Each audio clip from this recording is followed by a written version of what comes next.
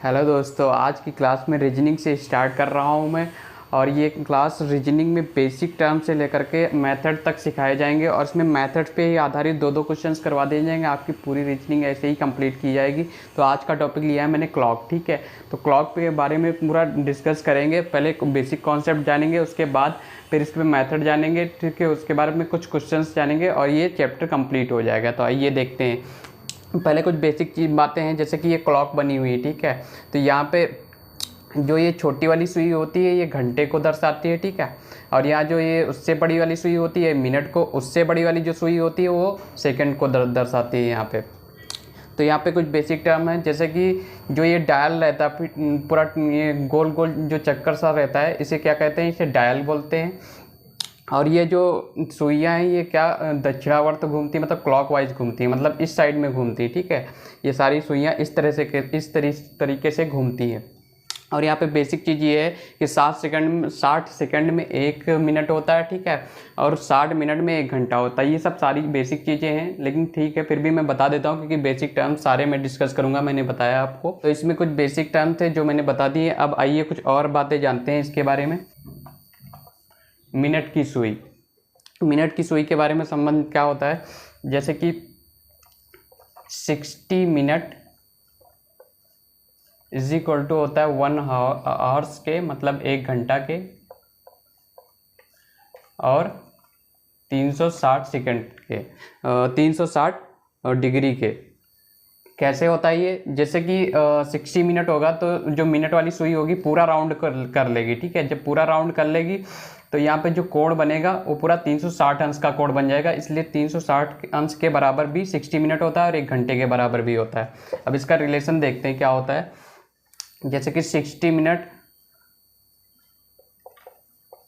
Is equal to 360, तो यहाँ पे 1 मिनट किसके बराबर हो जाएगा, 360 डिवाइड बाई, इसको काट देंगे तो ये हो जाएगा 6 अंश, ठीक है। 1 मिनट बराबर हो जाएगा 6 अंश, मतलब जो 1 मिनट में कोण बनेगा, ठीक है, वो 6 अंश का बनेगा। जैसे कि ये डायल है, ठीक है, तो ये मिनट वाली सुई है। अगर 1 मिनट ट्रेवल करती है, ठीक है, 1 मिनट, तो ये 6 अंश का भी इसके बीच में कोण बन जाएगा। इसके यहाँ से यहाँ तक जब ट्रेवल करेगी तो इसके बीच में 6 अंश का कोण बन जाएगा। कहने का मतलब ये है, ठीक है। तो यहाँ पे 1 मिनट में कितना कोण बनेगा, 6 अंश का कोण बनाती है, ठीक है, मिनट वाली सुई। तो यहाँ पे आप लिख भी सकते हैं 1 मिनट में तय विस्थापन इज इक्वल टू कितना हो जाएगा, 6 डिग्री, ठीक है। आइए इसी प्रकार घंटे वाली सुई के बारे में देखते हैं कुछ क्या रिलेशंस होते हैं।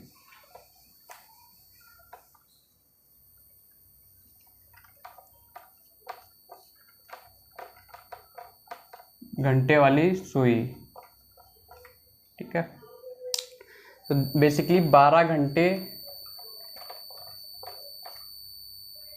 इज इक्वल टू कितने के, 360 डिग्री के बराबर होता है। मतलब जो घंटे वाली सुई होगी, ठीक है, पूरा राउंड जब कर लेगी तो ये पूरा राउंड करते ही ये कितने डिग्री क्रिएट कर देगी, 360 डिग्री क्रिएट कर देगी, पूरा सर्कल जब घूम जाएगी, ठीक है। उसके बाद इसका रिलेशन क्या होता है, जैसे तो 1 घंटे में हम कितना निकाल लेंगे, 1 घंटे is equal to 360 divide by 12, तो ये हो जाएगा 12 का 36। ये 1 घंटे में 30 डिग्री हो जाएगा, ठीक है। तो कहने का मतलब है 1 घंटे में तय विस्थापन कितना हो जाएगा, 30 डिग्री, ठीक है। मैं ऐसे बताता हूँ, मैं चित्र से बताता हूँ आपको। जैसे कि ये कोई डायल है, ठीक है, तो इसमें जो घंटे वाली सुई होगी वो 1 घंटे में कितना विस्थापन, जैसे कि ये 1 पे है, ठीक है, बेसिकली 1 पे मान लेते हैं। तो ये यहाँ पे जब 2 पे आएगी तो इसके बीच में जो एंगल बनेगा वो 30 डिग्री का बनेगा। 1 घंटे में तय विस्थापन 30 डिग्री। अब घंटे वाली सुई का मिनट के साथ में विस्थापन,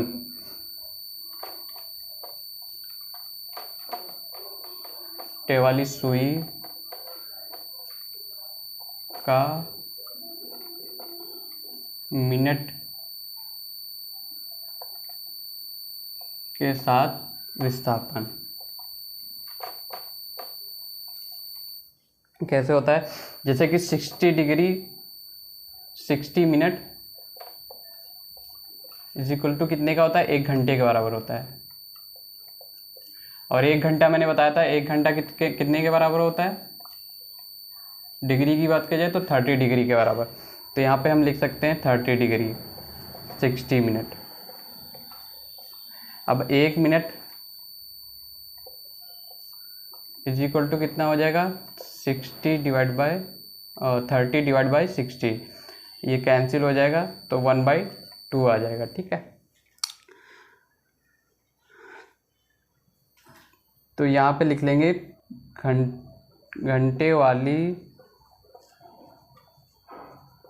सुई द्वारा तय विस्थापन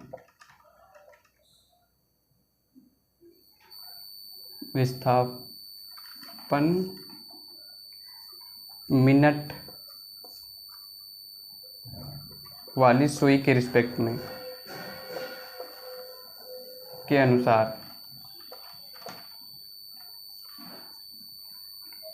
कितना हो जाएगा, 1/2 डिग्री। ठीक है, अब इसमें क्वेश्चंस कैसे पूछे जाते हैं, इसमें 5, 6 या 7, 8 मेथड के क्वेश्चंस हैं। ठीक है, तो उन मेथड्स को मैं आपके सामने डिस्कस करूंगा और उन मेथड्स के रिस्पेक्ट में 2-2 क्वेश्चंस मैं करवा दूंगा और आपका ये चैप्टर कंप्लीट हो जाएगा। इसमें बहुत सारी प्रैक्टिस करने की जरूरत नहीं है, उन मेथड्स को सीख लोगे, उन मेथड्स के आधार पे ही क्वेश्चंस आते हैं।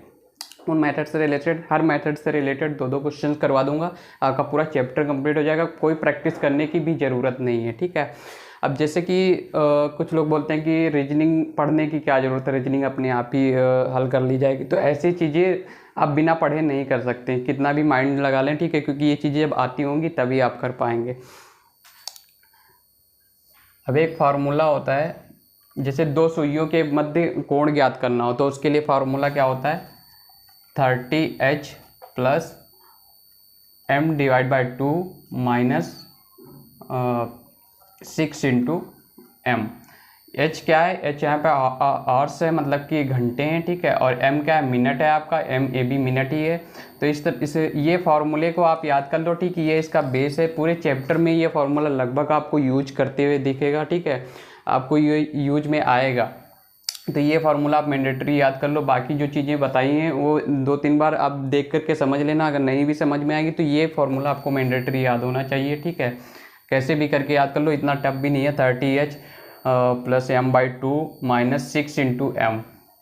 यहाँ पे H है घंटे, ठीक है, और M है मिनट। तो सवाल कैसे पूछे जाते हैं, जैसे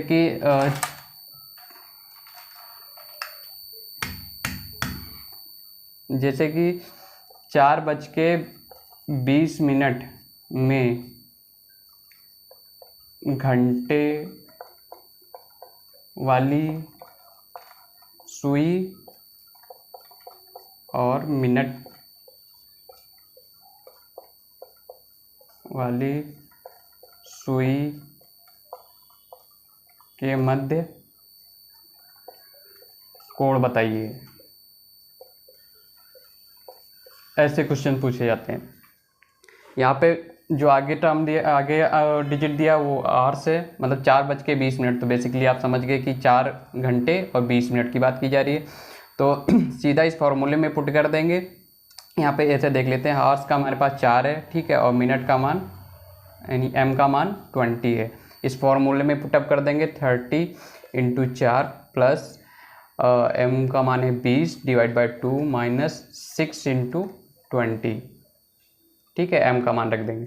अब इसको हल कर लेंगे तो कितना हो जाएगा, 4 तिया 12 प्लस ये 10 हो जाएगा माइनस ये दूनी 12।